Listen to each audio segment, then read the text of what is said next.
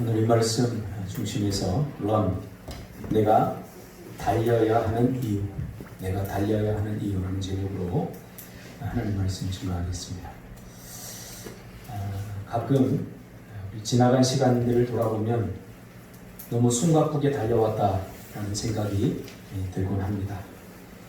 요즘같이 시간의 흐름을 가늠할 수 없을 만큼 빠르게 느껴본 적도 없는 것 같습니다. 참 시간이 빠릅니다. 큰딸이 추석 즈음에 이제 제주도에 못 와서 저희 엄마하고 이제 통화를 하는 것을 제가 운전하면서 들었습니다. 추석이 막 시작될 즈음이었는데 얼마나 마음이 들떠 있고 흥분되어 있든지 너무 좋고 행복하다를 연발하는 것 같았습니다. 그래서 아빠인 제가 초를 좀 칠까 그런 마음을 가지고 옆에서 일이나 일주일 금방 간다 초를 쳐버렸습니다. 딸의 그 흥분된 감정에 그 이성의 찬물을 끼얹고 말았죠. 요즘은 벌써라는 이 아쉬움의 말을 입에 달고 삽니다. 벌써 10월입니다. 벌써라는 말이 아쉬운 이유는 단순히 시간이 빠르게 지나감에 대한 아쉬움 때문만은 아닌 듯합니다. 시간은 빠르게 지나가는데 나는 지금 뭘 하고 있는가? 나는 뭘 남겨놓았나? 라는 생각이 들고 만족보다는 후회가 더 많기 때문은 아닐까 이런 생각을 한번 해봅니다. 이번 추석에 저에게 숙제가 하나 던져졌습니다. CTS 피플 인터뷰라고 하는 코너가 있는데 CTS에서 연락이 왔습니다. 한국의 많은 목사님들, 큰 교회 목사님들, 또 영향력 있는 목사님들 뿐만 아니라 또 이 작은 교회 목사님들에게서 포스트 코로나 이후 세대 한국교회 나아갈 방향에 대해서 좀 이야기를 듣고 싶다. 그래서 인터뷰를 할 예정인데 인터뷰 내용을 이렇게 보내왔어요. 이런 준비해서 조금 인터뷰에 응해달라. 아무것도 준비, 그냥 마음만 급했어요. 오늘 하고 싶은 이야기는 많은데 이번 추석에 그냥 마음만 급했어요. 또 책도 몇 권 읽고 싶은 게 있어서 이번에 좀 읽어야 되겠다 그런 마음을 갖고 마음만 있었지 생각은 계속 분주하게 지금 인터뷰 내용에 대해서 묵상하고 생각을 했었던 것 같아요. 그러다 토요일이 돼서야 책 2권을 손에 들고 그 책을 읽기 시작했습니다. 집사람은 저에게 항상 2가지를 주문하곤 합니다. 첫째는 제발 밥을 좀 천천히 먹었으면 좋겠다. 송도님도 아시다시피 제가 밥 먹는 속도 굉장히 빠릅니다. 시작하면 저는 벌써 먹고 설거지통에 갖다가 넣습니다. 고치려고 해도 잘 안 돼요. 또 하나는 제가 돈이 없는, 지금도 없지만 참 힘들고 어려운 시절에 책 하나 사기가 참 힘들 때가 있었습니다. 그때 책을 사면 아마 집사람은 늘 마음이 조마조마했겠죠. 그래도 감사한 것은 책 사는 것에 대해서는 토를 달지 않았습니다. 그래서 제가 책을 사오면 집사람이 늘 하는 이야기가 있어요. 여보 천천히 읽어. 천천히. 왜냐하면 저는 책을 좀 빨리 읽는 편이거든요. 빨리 읽어버리면 책을 또 사줘야 되니까. 요즘은 좀 지혜가 생겨갖고 여보 읽었던 책 또 읽으면 안 돼. 이렇게 바뀌었습니다. 책을 들면은 이렇게 끝을 봐요. 저 어제 2권 샀는데 한 번 되면 이렇게 끊을 수가 없어요. 제가 밤새도록 책을 읽고 거의 3시, 4시 넘어서 아마 잠이 들었던 것 같아요. 참 고치고 싶지만 잘 안 고쳐지는 것 중에 하나입니다. 제가 구입한 책 중에 하나가 철학자요 심리학자인 여러분이 잘 아는 중으로 잘 알려진 해민이라는 본명을 쓰는 그 중에 멈추면 비로소 보이는 것들이란 책입니다. 무슨 목사가 중이 쓴 책을 읽는단 말인가. 혹여 그런 사람이 있을 수 있어 사적으로 좀 달아보면 기독교인들이 좀 조심해야 될 것 중에 하나가 편중된 삶, 편협한 사고입니다. 한쪽으로 치우치면 함께 할 수 없고 함께 할 수 없으면 전도와 선교도 불가능합니다. 특히 진리 편의 선자들은 더 넓고 깊은 마음과 신앙적 사고를 함께 하는데 앞장서야 합니다. 우리가 미얀마 선교를 계속하면서 제가 느낀 게 뭐냐면 미얀마는 불교 국가입니다. 뼛속까지 불교 국가입니다.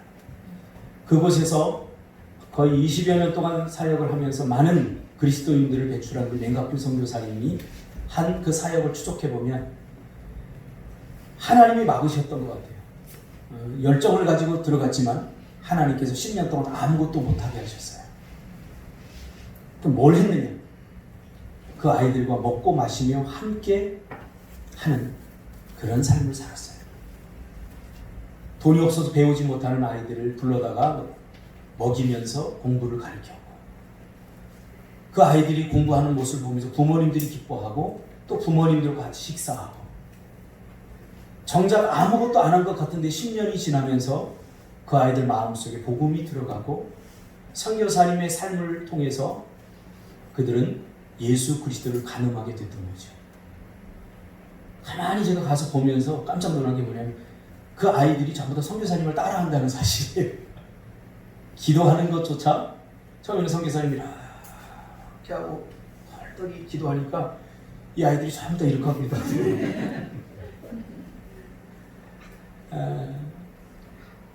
닮고 싶었겠죠. 이게 복음 증거입니다.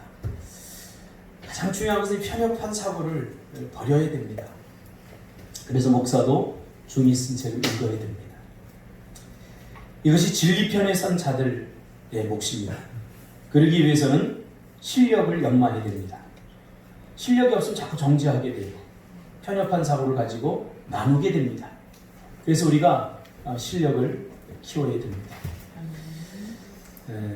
그렇지 않으면 세상을 품을 수 없고 정죄와 자기 주장으로 고립이 되어버립니다. 이 책이 멈추면 비로소 보이는 책들이 최장기간 베스트셀러가 된 거 여러분 아시죠? 누적 판매수가 300만 부 이상이고 지금도 팔려나가고 있습니다.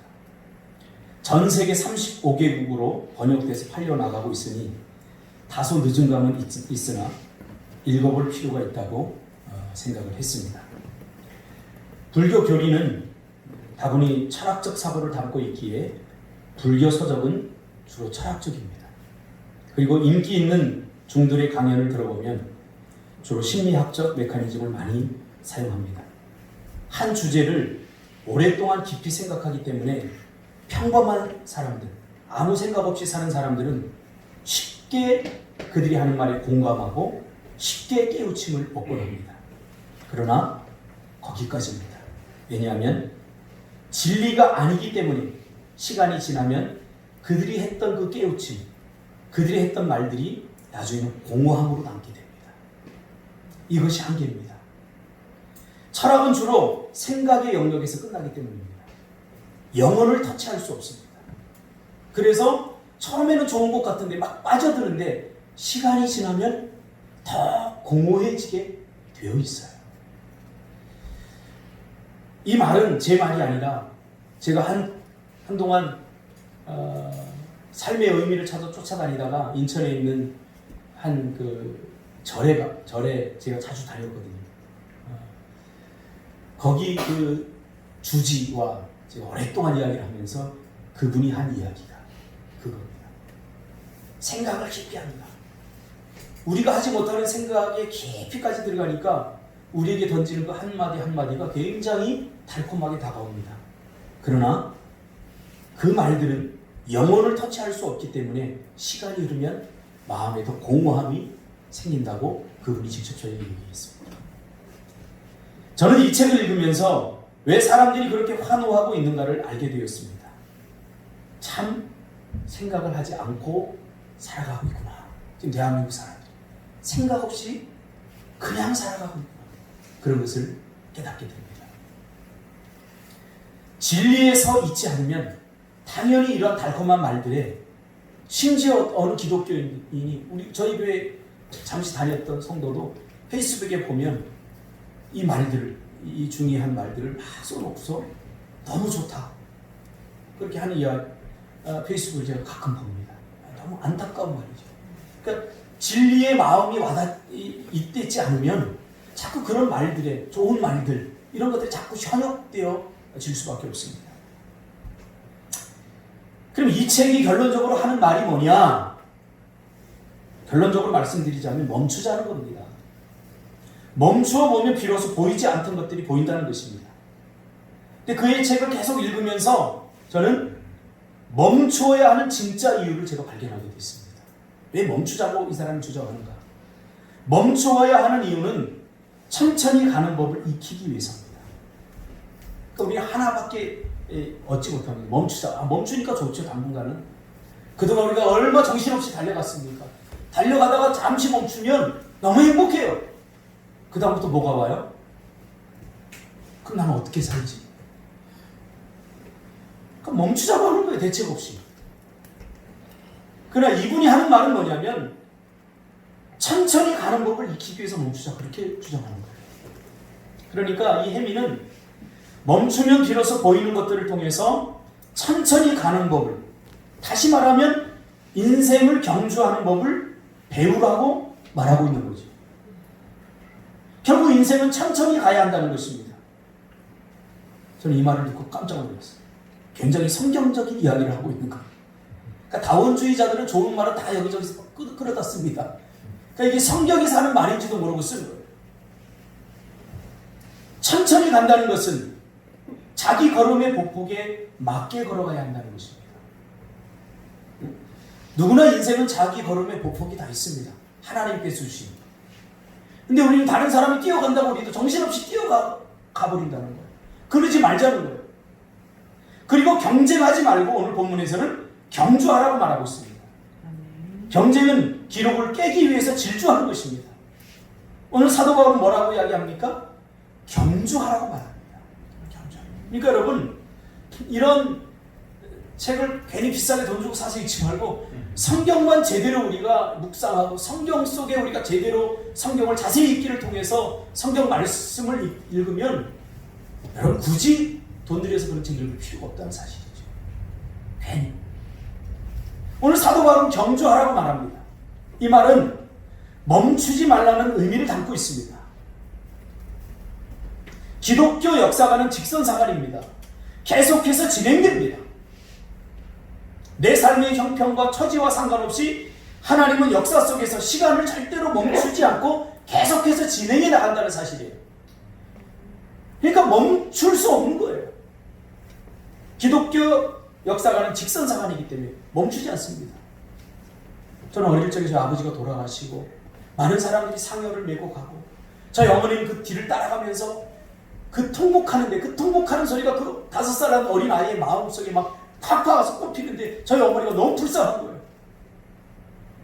근데 그때 제가 깨달았어요. 저희 아버지가 돌아가시고 우리 가족은 막 슬퍼하는데 태양은 여전히 아름답게 비치고 그 4월 5월에 그 잔디들이 푸르푸르 돋아오르고 전혀 내 기분과 내 마음을 이 자연은 알아주지 않았다는 거예요. 시간은 계속해서 흘러가더라고 말이에요. 시간이 멈추지 않는다는 것은 하나님의 시간적 개념의 보편적 진리입니다. 내가 너무 힘들고 고통스럽다고 힘에 겹다고 해서 시간은 멈추고 기다려주지 않습니다. 계속해서 시간은 흘러갑니다. 그리고 실수와 실패를 만회하기 위해서 과거를 되돌릴 수도 없어요. 그래서 오늘 사도 바울은 경주하라고 말하고 있습니다. 신앙의 여정, 인생의 여정, 사명의 여정을 지금 달리기에 비유하고 있는 거죠. 그렇다면 우리 모두에게는 달려야 할 이유가 있는 거죠. 그것이 곧 사명입니다. 우리 인생에서 멈춘다는 것은 삶의 끝을 의미합니다. 사도 바울은 사도행전 20장 24절에서 내가 달려갈 길과 주 예수께 받은 사명 곧 하나님의 은혜의 복음을 증언하는 일을 마치려 하면은 나의 생명조차 조금 더 귀한 것을 여기지 아니하노라라고 말하고 있습니다. 근데 이 본문에서 우리가 주의 깊게 봐야 될 단어는요, 달려간다는 말이에요. 이 달려간다는 말을 들으면 우리가 좀 피로감을 느껴요. 그렇죠? 인생은 달리는 거예요. 얼마나 힘들게 느낍니까? 근데 이 단어를 제대로 분석하지 않은 것이에요. 많은 사람들이 이 말을 굉장히 흥분하고 높은 감정선에서 받아들이는 것 같은데 사실 이 말은 굉장히 사도 바울이 차분하고 이성적으로 한 말입니다. 그래서 우리는 이 말을 차분하고 이성적으로 받아들여야 됩니다. 이 말은 주로 젊은이들, 인생의 목적을 잃어버린 사람들이 야, 인생은 열심히 살아야 돼, 열정적으로 살아야 돼, 이렇게 높은 감정선의 사람들이 받아들여요. 그러니까 많은 사람들이 피로감을 금방 느껴요. 지금도 힘차게 여기까지 달려왔는데 더 달리란 말이야? 지쳤어. 더 이상 할 힘이 남아있지 않아. 이 말은 숨가쁘게 허겁지겁 달렸다라는 말이 아니라 정신이 고갈될 만큼 열정적으로 불살랐다는 말이 아니라 이 말의 진정한 의미는 꾸준히 달렸다는 의미에 더 가깝습니다. 꾸준하게. 쉬지도 말고, 우리가 중용이라고 하는 책에 보면 쉬지도 말고 서두르지도 말고 이 말이 나오잖아요. 쉬지도 말고 서두르지도 말고 그냥 한 발 한 발 앞으로 진보하며 전진하며 나갔다는 그 말이에요. 포기하지 않았다. 그 말이죠. 우리가 사명을 이루다 주로 지치는 이유가 무엇입니까? 서두르다. 마치 하루하고 말사람처럼 몸을 불사르다가 그만 고갈되어 포기하는 경우가 허다합니다. 열정은 오래 하는 것입니다. 계속하는 것입니다. 신앙생활이 여러분 장기전 아닙니까? 하루 믿고 말 사람처럼 그렇게 믿어서는 안 됩니다. 물론 열심히 신앙생활을 해야 되겠죠. 그러나 꾸준하지 않은 열심은 굉장히 아슬아슬합니다. 그러니까 자기의 보폭, 자기의 컨디션, 자기를 알아야 됩니다. 다른 사람이 한다고 그냥 마냥 따라해서는 안 됩니다. 이것이 한국교회의 굉장히 큰 문제로 이 버블신앙을 만들어냅니다. 그러니까 다 해야 될 것 같으니까 전부 다 하다가 안 하는 것 같으니까 또 푹 꺼져버리고.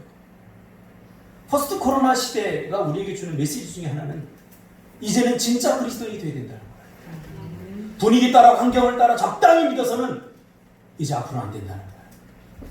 복음을 정확히 이해하고 예수 그리스도를 만난 사람만이 이 포스트 코로나 시대, 코로나가 아니라 더 큰 어려움과 역경이 온다고 할지라도 여전히 버티고 견뎌낼 수 있다는 사실을 우리는 깨달아야 한다는 것입니다. 제가 코로나 바이러스로 인해 도에서 많은 퍼니시먼트를 받고 있지만 그럼에도 불구하고 예배를 단 한 번도 포기하지 않은 이유가 여기 있습니다. 이 한 번의 예배를 하나님이 너무나 소중하게 여기기 때문에. 그래서 제가 여러분들에게 말했잖아요. 여러분 안 나오셔도 돼요. 여러분의 신앙의 자유에 따라 안 나오셔도 돼요. 그러나 저는 여기를 지킬 겁니다. 그동안 우리 예배가 너무 형편이 없었어요. 시간이 나면 드리고 시간이 없으면 안 드리고. 그래서 저는 이 코로나가 끝나면 우리 교회 한 달 정도 방학을 할까 그렇게 생각하고 있어요. 오히려 다른 사람들 다 드릴 때 우리 좀 쉬어보자. 그러나 지금은 쉴 때가 아니에요. 한 사람이라도 한 걸음이라도 앞으로 내디뎌야 돼요. 저는 성격이 굉장히 급한 편이지만 하나님이 저에게 주신 사명을 이루는 데 있어서는 서두르지 않습니다. 하나님은 한 걸음씩 인도하기 때문이라는 것을 저희 삶에서 너무 많이 경험했기 때문이에요. 제가 번번이 5걸음 10걸음 달려다가 낭패를 본 적이 한두 번이 아닙니다. 하나님은 한 번에 한 걸음씩 제 발걸음을 인도해 주셨습니다. 그래서 인내로서 이 말은, 오늘 본문에 인내로서 이 말은 꾸준히 계속 하루에 한 걸음이라도, 하루에 한 뼘이라도 앞으로 나아가라는 말이에요. 주저앉아 있지 마요. 그러나 성격이 급한 사람들은 한 걸음을 무시합니다. 한 40km는 달려야 직성이 풀립니다. 그리고 번아웃 되고 쉽게 포기합니다. 하나님이 결코 원하지 않습니다. 하나님이 저를 어떻게 사용하는지 저는 압니다. 하나님이 자꾸 저에게 선언하게 하십니다. 참 힘들어요. 하나님이 저에게 어떤 마음을 주시고 가야 할 길을 보여주시고 우리 공동체가 가야 할 길을 보여주셔요.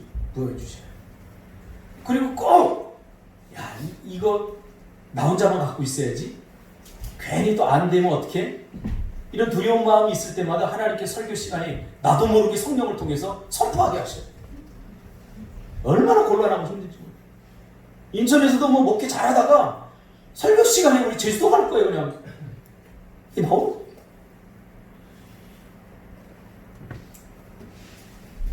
그렇게 선언하고 나면 빨리 이게 이루어지면 얼마나 좋겠습니까? 빨리 이루어지지 않습니다. 근데 하나님은 꾸준하게 말하게 합니다. 급하게 이루어지지 않는 그동안 저는 많은 오해를 받습니다. 사람들이 봐요. 또 허풍쟁이라는 시선을 받기도 합니다. 많은 오해를 받기도 합니다. 그것이 처음에는 정말 힘들었지만 저는 그것을 통해서 노아처럼 인내하고 기다리는 법을 배웠습니다. 오해는 내가 받고 그 일들이 이루어지면 하나님께서 영광을 받는다는 사실을 저는 알았기 때문이죠. 이것이 내가 가야 할 십자가의 길이라는 사실도 압니다. 온갖 오해와 놀림, 비아냥거림을 이겨내는 법을 배웠습니다. 저희가 이런 공동체를 이룬다고 공동체에게 선포했을 때 많은 약삭받은 사람들은 믿지 않았습니다. 야, 전기세도 못 내면서 뭔 땅을 사? 아니 성도들도 요거밖에 안 되는데 무슨 저렇게 허풍을 떨어? 그 눈초리, 그 눈매, 그런 태도들을 받아내기가 참 힘들고 어렵습니다. 그래도 하나님은 하나님의 뜻을 부지런하게 꾸준하게 선언하게 하셨습니다. 그래서 지금은 두렵지 않아요. 왜? 하나님께서 어떻게 그 일들을 이루어 가시는지 알기 때문에. 그래 나는 오해받으면 됩니다. 그래 나는 돌 던지면 돌 맞으면 됩니다. 그걸 잘 견디면 하나님께서 이루시더라고요. 예수님이 왜 십자가에 죽었을까요? 사람들의 오해 때문 아닙니까? 십자가의 길을 걷는 사람들은 무엇보다 기다리는 법을 배워야 됩니다. 인내로서. 여기 경주가 의미하는 것은 신앙의 여정, 인생의 여정, 사역의 여정을 말하죠. 그것을 사도 바울은 경주라고 표현했죠. 공동 번역은 우리가 달려야 할 길을 꾸준하게 달려가야 한다라고 번역하고 있습니다. 그러니까 사실은 달려가다 이 번역은 좀 좋은 것 같지는 않습니다. 꾸준하게 걷다 이 말이 더 맞는 것 같아요. 저는 꾸준함이란 말이 참 좋습니다. 유진 피터슨의 메시지 성경은 포기하지 말고 즉 멈추지 말고 조금씩 천천히 가라는 의미로 번역하고 있습니다. 꾸준하게 요즘 이 말이 하나님의 음성으로 저에게 들려옵니다. 꾸준하게 하라는 거죠. 자기 페이스를 알고 자기 페이스대로 걸어가야 됩니다. 다른 사람 걸어가는 거 보고 괜히 경쟁하지 마요.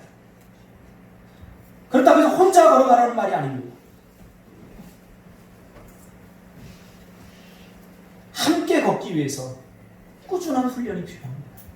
제가 또 한 권 책을 읽은 그 책이 뉴욕타임즈 칼럼니스트인 브렉 레스너인가요? 그 레슬링 선수가? 그분이 쓴 책인데 제가 그분 책을 좋아해요. 두 번째 산이라는 제목의 책인데 이분이 첫 번째 산에 오르고 나서 모든 걸 다 이루었어요. 그 순간에 인생에 쓴 패배를, 이혼을 경험하고 쓴 패배를 맞습니다. 그리고 나서 인생의 두 번째 산을 올라야 할 필요가 있다고 하는 말이 한번 읽어보세요. 너무 좋은 책이에요.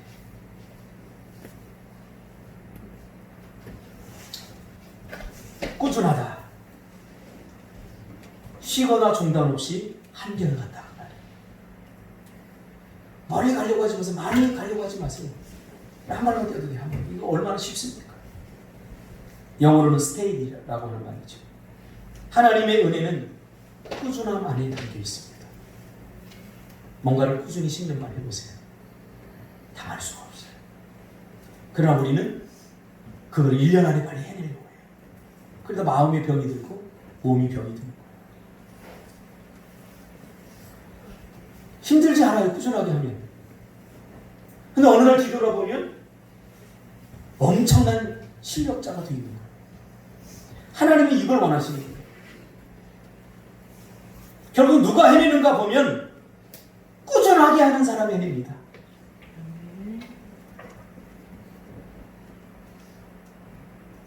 요 앞에 로지텍 회장님 별장이 우리 앞이잖아요. 그분이 오면 제가 찾아가서 이야기를 자주 나눕니다. 그분이 좋은 일 많이 하시거든요. 이 동남아 쪽에 이 택배 시스템을 마련해서 그 못 사는 아이들 먹고 살게 하려고 1년에 한 번씩 예수 믿지 않는 사람도 그렇게 해요. 목사를 더럽게 싫어하고 교회 다니는 사람들을 더럽게 싫어하고 교회를 멸시하는데 처음엔 제가 인사했더니 인사도 안 받더라고요. 목사라고 하니까. 근데 지금 이웃처럼 친하게 지내고 있습니다. 그분과 이야기할 때 여기 뭘 하나 차고 다니더라고요. 계속 뭔가 영어로 계속 나오고 막 짓거리대는 거 이야기하는 대로 방해가 돼. 지금 뭐예요? 사장님이 그랬더니 자기 영어를 배우고 싶어가지고 지금 몇 년째 리스닝을 하고 있더라고요. 근데 어느 순간에 들리더라고요. 들리든 안 들리든 계속 입을 차고 다니면서 하니까 어느 순간에 자기도 왜 들리는지 모르겠다. 이게 꾸준함의 힘입니다. 여러분이 뭔가를 안 했다면 아마 성격이 급해서 그런 거예요. 꾸준해야 돼요. 꾸준히. 이게 오늘 우리에게 던져준 하나님의 음성입니다. 결국 누가 해내는가? 꾸준하게. 하루에 단어 100개 외우는 건 어렵지만 성우가 하루에 1개예요. 1년이면 365개야. 이거 무시 못한다. 제가 영어를 중학교 때 곧잘 했어요. 거의 영어는 거의 만점 맞았던 것 같아요. 수학은 한 2개 풀고 다 찍었는데 영어는 제가 잘했어요. 왜 그렇게 잘하게 됐느냐면 저희 큰 누님이 영어를 하루에 1단어 2단어씩 외우게 했어요. 계속 외우는 거예요. 외우다 보니까 나도 외우는 게 되게 쉽고 제가 쓰는 보케블러리의 거의 다는 제가 중학교 때 외운 거예요. 지금은 나이가 들어서 외우려고 해도 안 외우지. 지금 결정되는 거예요. 예단이, 형욱이. 잘생기네. 뭐 이름이 안 나오고 잘생기네 하고 전화오지. 하루에 1단어. 꾸준하게. 한 걸음을 우습게 여기면 안 됩니다. 영적 한탕주의를 조심하십시오. 신앙생활도 마찬가지이고요. 기도도 마찬가지예요. 왜 기도하기 싫어하는지 아세요? 많이 해야 되니까. 그렇지 않아요? 대화를 꼭 많이 할 필요가 있습니까? 인우 집사님, 식사하셨어요? 네, 요즘 어떻게 지내세요? 끝. 이렇게 하고 싶은 날도 있죠. 어떤 날은 또 많은 이야기를 하고 싶은 날도 있어요. 또 많이 하는 거예요. 쟤도 그렇다고 지금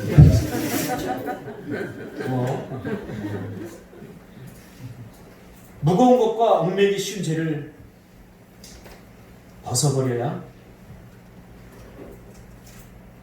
이게 가능합니다. 꾸준하게 가려면 오늘 사도 바울 이 히브리서 기자는 뭐라고 얘기합니까? 얽매이기 쉬운 것과 무거운 것과 얽매이기 쉬운 죄를 벗어버려야 한다고 말하고 있잖아요. 이게 무슨 말이죠? 성경의 언어를 오늘 우리가 쓰는 말로 이렇게 바꿔 쓸 필요가 있어요. 이 말을 너무 어렵게 지금 번역을 해놓은 건데 쉽게 말하면 우리가 쓰는 언어로 말하면 무거운 것과 얽매이기 쉬운 죄라고 하는 말은 욕심을 버려야 된다는 말입니다. 욕심을 버려야 된다. 무엇이 여러분의 인생을 힘들게 하고 무겁게 하고 얽매이게 하고 복잡하게 만드는지 아십니까? 여러분 안에 있는 욕심입니다. 욕심은 바라는 것이 너무 많은 마음의 상태를 말합니다. 부부간에도 바라는 것이 너무 많으면요 피곤해요. 그냥 만족하세요. 저는 사실 너무 감사해요. 제 친구가 어느 날 제가 어린이집 할 때 저희 집을 방문하더니 저한테 딱 보더니 야, 너 결혼했어? 나 너 평생 결혼 못하고 못할 줄 알았어 그러는 거예요. 재수 없게. 그렇죠. 제가 조금 괜찮아졌는데 채 50kg도 안 되는 마른 몸에 새까만 얼굴에 머리는 곱슬곱슬하고 볼품 없었지. 그러니까 쟤는 결혼 못할 줄 알았단 말이에요. 지금까지 안 만납니다. 지금.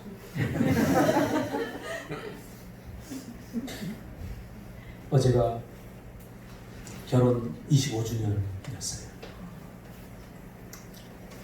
참 감사하더라고요. 바라는 것이 없으니까 사랑스럽더라고요. 별로 바라는 것이 없어요. 지금까지 그래 집사람은 대충 먹잖아요. 25년 동안 대충 먹었는데도 이렇게 살이 찌더라고요.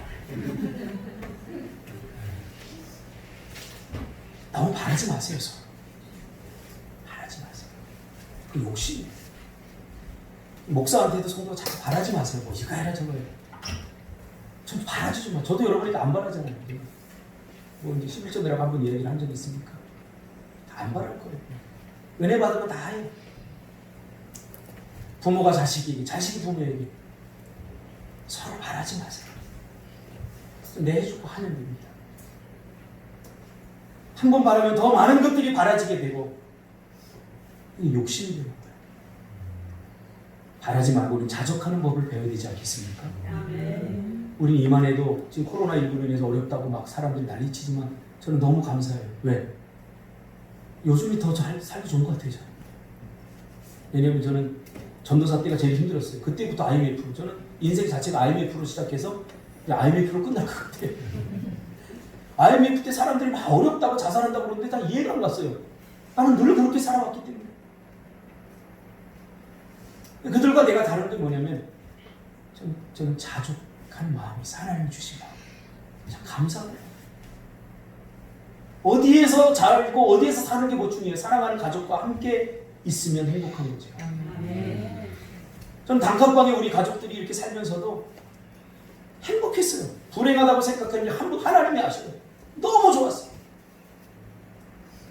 오히려 지금 이게 큰 집에 사는데 약간 불편해요.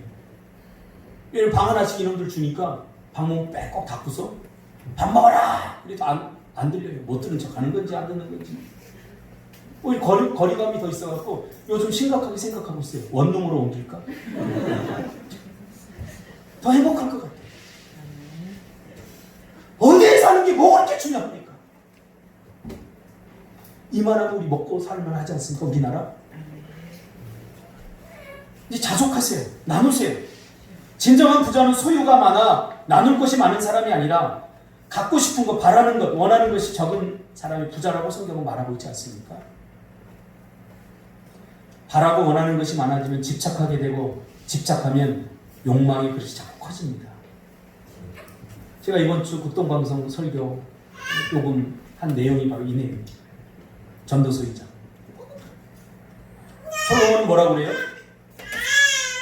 쾌락을 조심하라고. 쾌락. 영혼을 만족시켜줄 수 없는 즐거움. 이 쾌락이 뭔지 아세요? 솔로몬이 깨달은 쾌락은 뭐냐면 조금만 더 해. 만족하지 마라. 조금만 더. 그래, 돈 이 정도면 조금만 더 먹을까? 조금만 더 하다 인생 끝나. 스톱하세요. 지금도 감사하다. 지금도 좋다. 할렐루야. 지금도 좋다.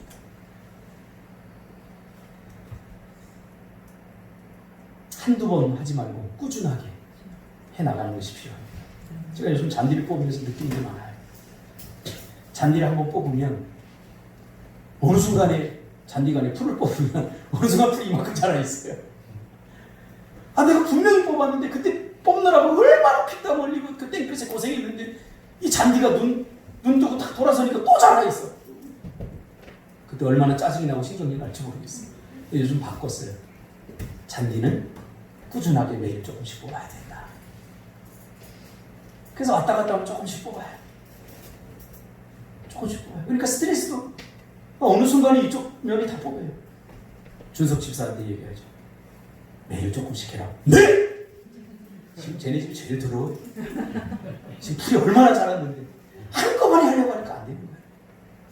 매일 조금씩. 기도도 그렇고 매일 조금씩. 하나님께서 우리 요즘 사역도 마찬가지예요. 매일 조금씩. 누가 신앙의 성공자가 됩니까? 꾸준하게 하는 사람. 꾸준하게 예수도 바라보시기 바랍니다. 모아서 한꺼번에 바라보지 말고 꾸준하게. 정성우 집사님, 성실 집사님 1년에 한 번 뜨겁게 만나는 게 좋아요? 매일 꾸준히 조금씩 만나는 게 좋아요? 예, 그러니까 이렇게 행복하게 사는 거예요. 히브리서 11장은 믿음장입니다. 12장에서 그들을 소개하면서 12장은 허다한 증인이라고 표현하고 있습니다. 믿음의 증인들이란 말이죠. 어떻게 이들이 믿음의 증인들이 된 줄 아십니까? 그 11장에 소개된 사람들을 제가 살펴보니까 이들은 꾸준하게 믿었던 사람들이에요. 어느 순간 한 번 원펀치 쓰리강냉이가 아니라 꾸준하게 영적 실력을 쌓았던 사람들이에요. 온갖 의심과 불신의 상황이었지만 그래도 꾸준하게 믿었기 때문에 믿음의 증인들이 된 것입니다. 제 제자들이 참 많습니다. 그러나 교회를 떠난 제자들이 많아요. 그 아이들 처음 믿을 때 얼마나 열정적으로 뛰어들었는지. 여기 남은 제자들은 다 찌끄레기들. 쟤네들이 믿는 건가 안 믿는 건가. 근데 꾸준하게 믿는 애들이 많아요. 꾸준하게. 교회를 떠난, 예수를 떠난 아이들은 목사님, 근데 전도사님 제가 성공해서 교회 엄청나게 크게 지어줄게요. 뻥만 쳤어요.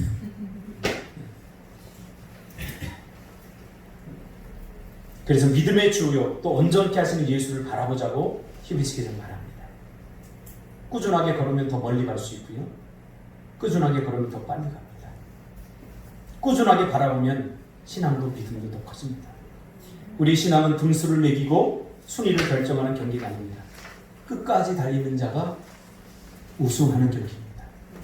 믿음의 증인들은 다 끝까지 달렸던 자들입니다. 이번 연휴 동안에 TV를 좀 제가 이렇게 보다가 보니까 TVN에서 2019년도 피렌체 마라톤에 참가했던 4명의 배우를 소개하는 다큐멘터리를 사부작으로 하더라고요. 그래서 다는 못 봤지만 거의 마지막 4편을 제가 본 것 같아요. 강기영, 황희, 이태석 아나요? 얼굴 보면 알 거예요. 지성은 알죠? 잘생기네. 지성이 주인공인데 이 친구가 선천적 척추 분리증을 앓고 있다고 합니다. 이 양치도 잘 못한대요. 이 척추가 분리돼서 이 어깨가 잘 안 올라가고 뭘 운동을 하려면 고통을 느끼는, 고칠 수 없는 선천적 척추 분리증이라고 해요. 늦게 결혼을 해서 딸을 늦게 낳는데 딸이 결혼할 때쯤 되면 자기가 70세랍니다. 근데 의사가 뭐라고 했냐면 관리 안 하면 이제 꼬부라져요. 그러니까 자기 딸 결혼할 때 이렇게 꼬부라진 채로 들어가는 걸 상상하니까 그럼 어떻게 해야 됩니까? 꾸준하게 관리하세요. 그래서 어떤 모티베이션, 동기가 필요해서 이 피렌체 마라톤에 매일 운동을 꾸준하게 하기 위해서 참가한 그걸 이제 사부작으로 하더라고요. 그는 인터뷰에서 이렇게 밝혔습니다. 평소 하던 대로 누군가와 경쟁하는 것에 관심이 없었다. 내가 더 잘 뛸 거라는 마음은 전혀 없었다. 뒤로 처지는 분들을 보면서 끝까지 뛰었으면 하는 바람이었다. 평소 뛰던 20km가 넘자 햄스트링에 쥐가 나고 허리에 통증이 시작되는 극강의 고통이 시작되었다. 그래도 꾸준하게 한 발 한 발 뛰다 보니 결승점에 도달했다. 이 기분, 이 각오, 이 용기로 힘들고 어려울 때마다 이겨낼 수 있을 것 같고 앞으로도 잘 살 수 있겠다는 생각이 든다. 끝까지 뛰려면 꾸준함을 배워야 된다. 뛰는 놈 위에 나는 놈이 있고 나는 놈 위에 꾸준한 놈이 있습니다. 당할 수가 없습니다. 하나님은 이 꾸준함이라고 하는 은혜를 우리에게 주셨습니다.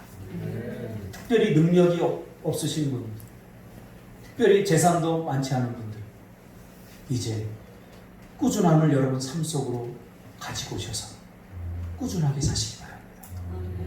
포기하지 말고 꾸준하게 달려야 하는 이유는 그래야 하나님이 당신의 뜻을 이루고 나의 사명도 하나님께서 이루기 때문입니다. 꾸준함이 사명입니다. 이것이 우리가 달려야 하는 이유이기 때문입니다. 나는 그냥 꾸준하게 달리면 됩니다. 이 말씀을 준비하면 제가 얼마나 가벼워졌는지 몰라요. 굉장히 조급했거든요. 근데 그래 오늘 요만큼만 가면 돼. 힘들지도 않아요. 어렵지도 않아요. 오늘 요만큼만 가면 이게 힘듭니까? 한 발 뛰는 거? 얼마나 저는 사역도 너무 힘들었어요. 왜? 나보다 저는 저는 나이 많은 사람들과 사역을 한 적이 거의 없어요. 다 이렇게 젊은 사람들인데 어려운 일이 있으면 전부 다 나를 쳐다봐요. 나한테 특별한 대안이 있는 것도 아닌데 전부 다 나를 쳐다보면서 어떻게 해결을 해주시면 안 되나요? 막 이러고 쳐다보는데 너무 외로워요. 제주도 와서도 초청이 얼마나 힘들었습니까? 이곳에 와서 외롭고 힘든 게 전부 다 이제 제 탓이 된 거죠. 그 원망의 눈빛을 1년 이상을 견뎌내야 되는데 참 힘들고 어려운 시간이었습니다. 그러나 저는 꾸준하게 기도하며 꾸준하게 여기까지 왔습니다. 3년 동안. 그랬더니 하나님께서 때가 되면 해결해 주실 것들을 해결해 주시더라고요. 야, 이래서 뭐 우리가 여기 오는 게 목적이 아니라 여기 와서 우리가 하나님이 주신 비전들을 이루어 나가야 되는데 그것은 뭐 할 수 없을 것 같아요. 제가 3년 전에 생각을. 뭐 견디기도 힘들고 여기 살아가는 것 자체를 다 힘들어하니까. 그래서 꾸준하게 하나님을 바라봤어요. 그랬더니 하나님께서 이루어 가시더라고요. 내가 한 걸음 뛰면 이루신 분은 하나님이십니다. 꾸준함의 길은 약사 빠름, 눈치 빠름, 자기 이익의 빠름의 길과는 정반대입니다. 이런 길들이 세상과 맞닿아 있는 정서라면 꾸준하면 하나님의 성품과 맞닿아 있습니다. 그리스도의 성품과 맞닿아 있습니다. 넘어지지 않으려고 하지 말고 넘어질 때마다 다시 일어나서 다시 걷는 인생들이 되었으면 좋겠습니다. 기도하겠습니다. 주님.